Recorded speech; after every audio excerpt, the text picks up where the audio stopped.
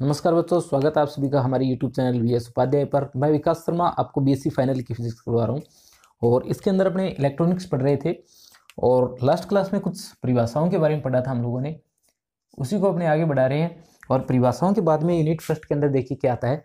परिभाषाओं के बाद में आता है किरचॉफ के नियम। किरचॉफ के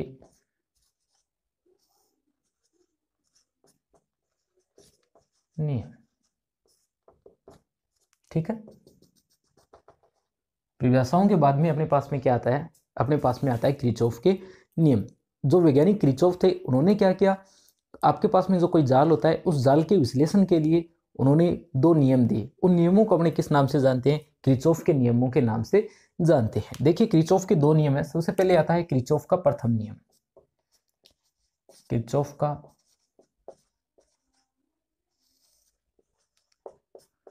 प्रथम नियम,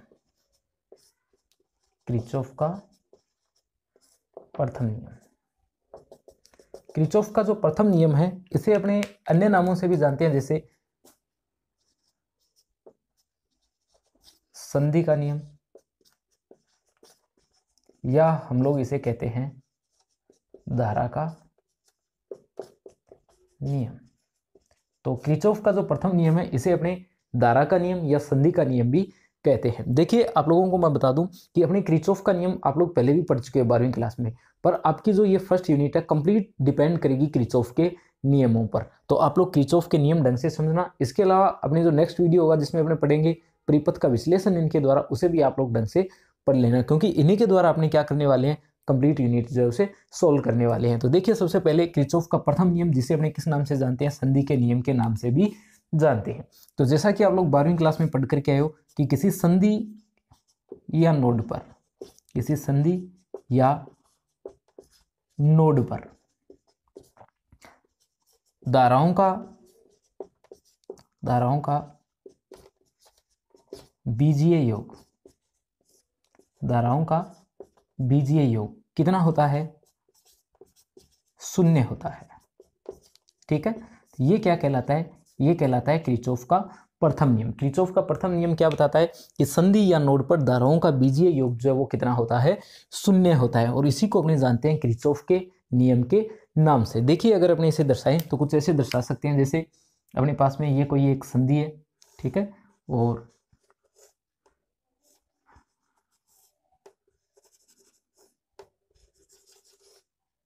कुछ वायर इस पर बना देते हैं इस तरीके से, प्रतिरोध युक्त वायर है। तो ये जो आपका पॉइंट O है ये क्या है? संधि बिंदु है। संधि बिंदु के बारे में मैंने आपको बताया था कि जहां शाखाएं आकर के मिलती है वो आपका संधि पॉइंट होता है, और जहां 2 या 2 से अधिक शाखाएं मिलती है उसे नोड कहते हैं, जहां 3 या 3 से अधिक मिलती है उसे अपने क्या कहते हैं? संधि कहते हैं। तो ये आपका क्या है? एक संधि बिंदु है। संधि बिंदु पर मान लेते हैं कि यहाँ जो करंट आ रहा है वो कितना आ रहा है? I1 आ रहा है, और इस साइड जो करंट आ रहा है वो कितना आ रहा है? I2 आ रहा है। यहाँ से बाहर जो जा रहा है वो I3 जा रहा है, इधर से बाहर जो जा रहा है वो I4 जा रहा है, इधर से बाहर जो जा रहा है वो I5 जा रहा है, इसे मैं अंदर भेज देता हूँ I6 जा रहा है, ठीक है। अगर ऐसा आपके पास में कोई डायग्राम है और आपको बोल दिया जाए कि पॉइंट O जो आपका संधि बिंदु है इस पर किरचॉफ का प्रथम नियम लगाइए, तो किस प्रकार से लगाना होगा? देखिए तो इसमें आप लोग देख सकते हो कि I1 धारा संधि में आ रही है, I2 आ रही है, I3 I4 I5 ये तीनों धाराएं क्या हो रही है? संधि से बाहर जा रही है, और I6 फिर से किस ओर आ रही है? संधि की ओर आ रही है। तो किरचॉफ के नियम के अकॉर्डिंग जैसा यहाँ पर लिखा हुआ है, आप लोग क्या लिखोगे कि जो संधि बिंदु O है इस पर धाराओं का बीजीय योग कितना होगा? 0 होगा, यानी समीशन I इक्वल कितना होगा? 0 होगा। यहाँ पर आपको ध्यान रखना पड़ेगा चिन्ह परिपाटी का, चिन्ह परिपाटी का, ठीक है। चिन्ह परिपाटी जो है इसको आपको ध्यान में रखना होगा। चिन्ह परिपाटी देखिए यहाँ पर किस प्रकार से अपने लिखेंगे, तो सबसे पहले चिन्ह परिपाटी को देख लीजिए आप लोग। तो चिन्ह परिपाटी कुछ इस तरीके से लिखते हैं अपने कि जो संधि की ओर आती है धाराएं, संधि की ओर आने वाली धाराएं हमेशा क्या लिखते हैं अपने? उसे पॉजिटिव लिखते हैं। कैसी धारा लिखते हैं? पॉजिटिव लिखते हैं, यानी धनात्मक लिखते हैं, धनात्मक लिखते हैं। और संधि से बाहर जाने वाली, संधि से बाहर या दूर बोल सकते हो, दूर जाने वाली धारा। क्या लिखते हैं अपने, नेगेटिव लिखते हैं, यानी ऋणात्मक लिखते हैं। क्या लिखते हैं, ऋणात्मक लिखते हैं। तो ये इसकी चिन्ह परिपाटी है, इसको आप लोगों को ध्यान में रखना होगा। देखिए ऐसा कोई रूल नहीं है कि आप लोग इसे इसी तरीके से फॉलो करो, आप लोग उल्टा भी कर सकते हो। जैसे आप लोग आने वाली जो है उनको नेगेटिव ले सकते हो और जो जाने वाली है उन्हें आप लोग क्या कर सकते हो, पॉजिटिव ले सकते हो। परंतु एक लगातार पैटर्न के रूप में आप अगर याद रखना चाहो, क्योंकि आने वाली टॉपिक भी आप लोगों को सोल्व करनी है, तो उसमें अपने इसी तरीके से इसे सोल्व करेंगे। और ज़्यादातर बुक्स वगैरह आप लोग पढ़ते हो तो उसमें इसी तरीके से इसे लिखते हैं कि संधि की ओर जो धाराएं आती है उन्हें अपने क्या करते हैं, धनात्मक लेते हैं, और जो बाहर जाती है उसे अपने क्या लेते हैं, ऋणात्मक लेते हैं। इसी पैटर्न को अपने आगे काम में लेंगे। तो यहाँ जो संधि की ओर धाराएं आ रही है, कौन कौन सी धाराएं आ रही है, तो इसके अंदर देखोगे आप लोग जो धाराएं आ रही है I1 I2, I1 आ रही है तो प्लस का लेंगे, I2 भी आ रही है तो किसका लेंगे, प्लस का। I3 कहाँ जा रही है, बाहर जा रही है तो किसका लिखेंगे, माइनस का। फिर देखिए I4 बाहर जा रही है तो माइनस का। इसी तरीके से I5 बाहर जा रही है तो माइनस का, और I6 जो है वो अंदर की ओर आ रही है, और टोटल कितना आ जाएगा, ये 0 आ जाएगा। ठीक है, I1 I2 I6 ये तो प्लस की है, I2 I1 और I6 ये तो प्लस की है। और इस साइड जो तीनों लिख रखी है 3 4 और 5 ये किसकी है अपने पास में, 3 4 और 5 ये माइनस की। यहाँ से आप लोग क्या लिख सकते हो, यहाँ से लिख सकते हो आप लोग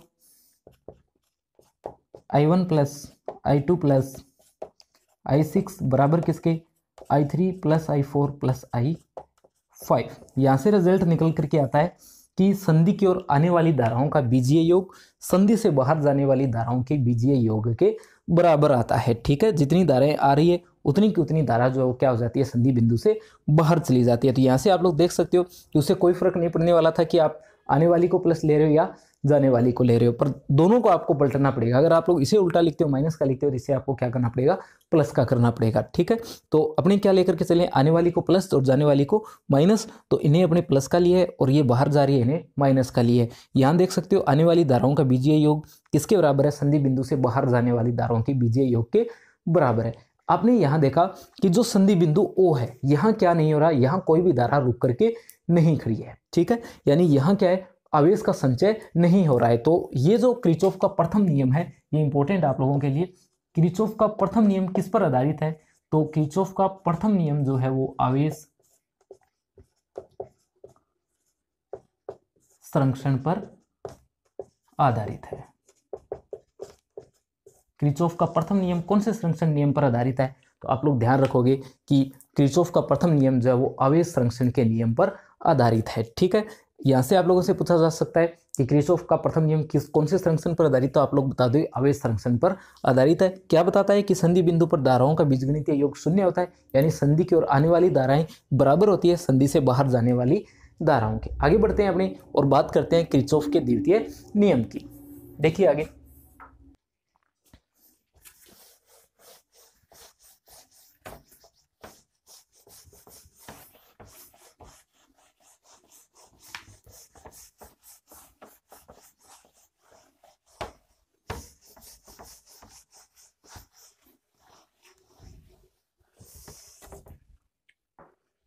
अब हमारे पास में आता है यहाँ किरचॉफ का द्वितीय नियम। सेकंड आता है किरचॉफ का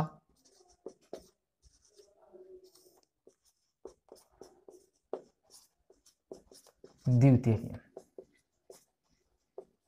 दूसरा अपना पॉइंट आता है किरचॉफ का द्वितीय नियम। ठीक है, इसको किस नाम से जाना जाता है, अन्य नाम से, तो इसे जाना जाता है पास या लूप का नियम। अन्य नाम है इसका वोल्टता का नियम। अन्य नाम क्या है इसका, वोल्टता का नियम। तो इसे पास या लूप का नियम बोल सकते हो आप लोग, या फिर आप लोग क्या बोल सकते हो, इसे वोल्टता का नियम बोल सकते हो। ये नियम क्या बताता है, ये नियम बताता है कि किसी पास या लूप में, किसी पास या लूप में वोल्टता का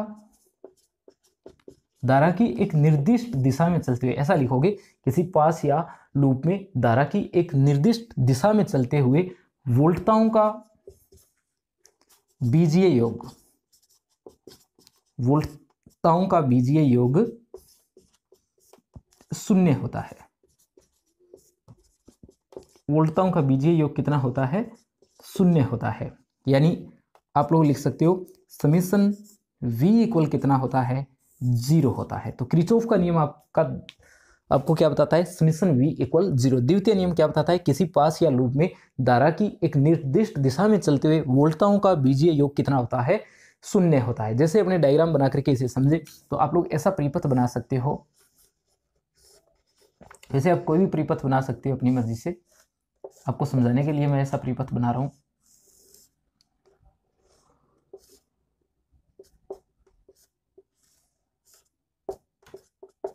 ये E1, ये E2, यहाँ R1, यहाँ R2। यहाँ जो वोल्टता है इसे V1 लिख देता हूँ और यहाँ जो वोल्टता है इसे मैं V2 लिख देता हूँ। और मान लेते हैं अपने धारा इस दिशा में जा रही है, यानी अपने जिस दिशा में जा रहे हैं वो दिशा कौन सी है हमारे पास में, ये दिशा है। अपने इस तरीके से क्या कर रहे हैं, इसमें गति कर रहे हैं, यानी इस तरीके से अपने क्या करेंगे, इस लूप में घूमेंगे। तो अब देखिए अपने क्या करना है, यहाँ पर किरचॉफ का द्वितीय नियम लागू करना है। तो किरचॉफ के द्वितीय नियम के अनुसार अपने यहाँ क्या लिख सकते हैं, किरचॉफ के द्वितीय नियम के अनुसार अपने लिख सकते हैं समेशन v इक्वल कितना, 0। यानी समेशन v इक्वल कितना आने वाला है, अपने पास में 0 आने वाला है। तो देखिए अपने सबसे पहले आपको इसके लिए भी चिन्ह परिपाटी का पता होना चाहिए कि आप लोग जो है वो वोल्टताओं का चिन्ह किस प्रकार से लोगे। तो सबसे पहले आप लोगों को ये जो वोल्टता पतन है, वोल्टता पतन, इसके बारे में आपको पता होना चाहिए। अगर आप लोग जा रहे हो धारा की दिशा में, जैसे ये प्रतिरोध है और इसमें इस साइड क्या जा रही है, धारा जा रही है, और आप लोग इसी साइड जा रहे हो, तो यहां जो वोल्टता पतन आप लोग लोगे वो कितना लोगे, प्लस का IR या प्लस का V। ठीक है, यानी धारा की दिशा में चलते हुए जो वोल्टता पतन आप लोग लोगे वो कैसा लोगे, धनात्मक लोगे। और अगर आप लोग जा रहे हो धारा की विपरीत दिशा में, जैसे ये, और आप लोग जा रहे हो इस तरीके से, तो यहां वोल्टता पतन लिया जाएगा माइनस का IR या माइनस का V। तो इस तरीके से आप लोगों को क्या लेना है, वोल्टता पतन जो है उसका चिन्ह लेना है। धारा की दिशा में चलते हुए वोल्टता पतन धनात्मक और विपरीत दिशा में चलते हुए वोल्टता पतन जो है वो ऋणात्मक लेना है। दूसरा जो विद्युत वाहक बल है, विद्युत वाहक बल, अगर आप लोग इस तरीके से जा रहे हो, धारा की दिशा में चल रहे हो आप लोग, और चलते चलते धारा की दिशा में सबसे पहले कौन सा टर्मिनल आता है, अगर प्लस टर्मिनल आता है, तब आप लोग सेल किसका लोगे, प्लस का लोगे। ठीक है, अगर आप लोग इस साइड जा रहे हो, धारा की दिशा में जा रहे हो और सबसे पहले प्लस टर्मिनल आता है, तो आप कौन सा लोगे, इसे प्लस का लोगे। और अगर कौन सा टर्मिनल आ रहा होता, माइनस टर्मिनल आ रहा होता, तब आप सेल किसका लेते, माइनस का लेते। ठीक है, यानी अगर आप धारा की दिशा में जाते हो वोल्टता पतन धनात्मक, विपरीत दिशा में ऋणात्मक। अगर धारा की दिशा में जाते हुए पहले आपका पॉजिटिव टर्मिनल आता है तो आप पॉजिटिव लोगे, और पहले अगर नेगेटिव आता है तब आप लोग क्या करोगे, विद्युत वाहक बल को नेगेटिव लोगे। अब देखिए अपने इस लूप की अगर बात की जाए, तो इस लूप में अगर आप लोग क्या करते हो, किरचॉफ का नियम लगाते हो, तो किरचॉफ के नियम के अकॉर्डिंग आप लोग क्या कर रहे हो, इस तरीके से मान लेते हैं इसमें क्या प्रवाहित हो रही है, धारा प्रवाहित हो रही है। ठीक है, अगर इस तरीके से धारा प्रवाहित हो रही है तो आप लोग इस साइड जा रहे हो, इस साइड जा रहे हो, तो धारा की दिशा में जा रहे हो आप लोग, तो वोल्टता पतन ये जो आएगा आपके पास में V1 जो है ये कैसा आएगा, प्लस का आएगा। V1 किसका आएगा, प्लस का आएगा। फिर आता है आपका V2, तो V2 भी किसका आएगा, प्लस का आएगा। और इसके बाद आप देखोगे इस सेल को, तो धारा की दिशा में आप लोग जा रहे हो इस तरीके से, और सबसे पहले क्या आ रहा है, पॉजिटिव आ रहा है, तब इस सेल को भी आपको क्या करना पड़ेगा, पॉजिटिव लेना पड़ेगा। फिर आप लोग यहाँ से चलते हुए इस साइड पहुंचे और ये कौन सा टर्मिनल आ गया, इसका नेगेटिव आ गया, तब आपको ये सेल भी क्या करना पड़ेगा, नेगेटिव लेना पड़ेगा। और टोटल मान किसके बराबर आएगा, आपका 0 के बराबर आएगा। ठीक है, यहाँ से आप लोग देख सकते हो कि V1 प्लस V2 किसके बराबर है, इसे आगे ले जाओ, E1 माइनस E2 के बराबर है। ठीक है, किसके बराबर है, V1 प्लस V2 जो है वो E1 माइनस E2 के बराबर है। यानी किसी परिपथ के अंदर अगर आप लोग देखो किसी पास या लूप में, तो जो आपके पास में वोल्टताएं हैं, वोल्टताओं का बीजगणितीय योग किसके बराबर है, जो आपके पास में सेलों के विद्युत वाहक बल है उनके बीजगणितीय योग के बराबर है। ठीक है, तो इस प्रकार से आप लोग क्या कर सकते हो, इसे लिख सकते हो। बस आपको इस चिन्ह परिपाटी का ध्यान रखना है कि धारा की दिशा में जा रहे हो, इस तरीके से चलते जा रहे हो, तब आपको इसे पॉजिटिव लेना है। अगर इस साइड आ रहे होते तब आप लोग क्या करते, इसे नेगेटिव लेते। पहले पॉजिटिव टर्मिनल आएगा तो पॉजिटिव लिखोगे, नेगेटिव आएगा तो नेगेटिव लिखोगे। धारा की किसी निर्दिष्ट दिशा में चलते हुए आप लोग जिस भी दिशा में जा रहे हो, पहले जो टर्मिनल आता है उसी टर्मिनल को आप लोग लिखोगे। पहले प्लस का आ रहा है तो प्लस लिखोगे, पहले माइनस आ रहा है तो पहले आप लोग क्या करोगे, माइनस लोगे, ठीक है। किसी एक निर्दिष्ट दिशा में आप लोग चलोगे। अगर आप लोग इसमें इस साइड चलते, अगर आप लोग क्या करते, इस साइड चलते, तब देखते यहाँ पहले नेगेटिव आता तो आप लोग माइनस का E2 लिखते, फिर यहाँ आते तो प्लस का क्या आता, आपका E1 आता। विपरीत डायरेक्शन में जा रहे हो करंट के, तब ये नेगेटिव आता, ये भी क्या आता, नेगेटिव आता। उसे सोल्व करते तब भी रिजल्ट इसके बराबर आता, ठीक है। इसके अलावा अगर आपके पास में परिपथ क्या हो, परिपथ में के अंदर सिर्फ क्या लगा हुआ हो, सिर्फ बैटरियां और प्रतिरोध जुड़े हुए हो, ठीक है, सिर्फ बैटरी और क्या जुड़े हुए हो, प्रतिरोध जुड़े हुए हो, तब आप लोग इसी किरचॉफ के नियम को किस रूप में लिख सकते हो, आप लोग लिख सकते हो summation IR equal summation E, ठीक है, जो 12वीं क्लास में आप लोग पढ़ करके आए हो। फिर उसके लिए चिन्ह परिपाठी जो अपने अलग तरीके से लेते हैं, क्योंकि आपको पता है कि जो टर्म इस साइड आ रही थी वो अपने कहाँ भेज दी है, आगे भेज दिया, कौन सी वाली, विद्युत वाहक बलों वाली। पर आपको जो BSc है, जो आगे अपने यूनिट सोल्व करने वाले, तो आपको यही चिन्ह परिपाठी काम में लेनी है और इसी तरीके से क्या करना है, इसे सोल्व करना है, क्योंकि आपके जो न्यूमेरिकल वगैरह है, एग्जाम्पल वगैरह है, उसमें अपने इसी को काम में लेने वाले हैं। दूसरी इंपॉर्टेंट बात इसमें आती है कि ये जो नियम है ये कौन से संरक्षण नियम पर आधारित है। तो ध्यान रखना, किरचॉफ का द्वितीय नियम जो है वो ऊर्जा संरक्षण के नियम पर आधारित है, ठीक है। किरचॉफ का द्वितीय नियम कौन से संरक्षण नियम पर आधारित है, तो आप लोग बताओगे कि किरचॉफ का द्वितीय नियम जो है वो ऊर्जा संरक्षण के नियम पर आधारित है। तो किरचॉफ के दो नियम थे, पहला नियम समीशन I इक्वल 0, दूसरा नियम समीशन V इक्वल 0। पहला नियम आवेश संरक्षण पर आधारित है, दूसरा नियम ऊर्जा संरक्षण के नियम पर आधारित है, ठीक है। नेक्स्ट वीडियो के अंदर अपने इन दोनों नियमों की सहायता से परिपथ का विश्लेषण करेंगे, जो सबसे इंपॉर्टेंट पार्ट आपका इस यूनिट के अंदर रहने वाला है, ठीक है। इस वीडियो को ज़्यादा से ज़्यादा शेयर कर देना, और अभी तक अगर आपने हमारे चैनल को सब्सक्राइब नहीं किया है तो इसे सब्सक्राइब जरूर कर देना। आज का वीडियो देखने के लिए धन्यवाद।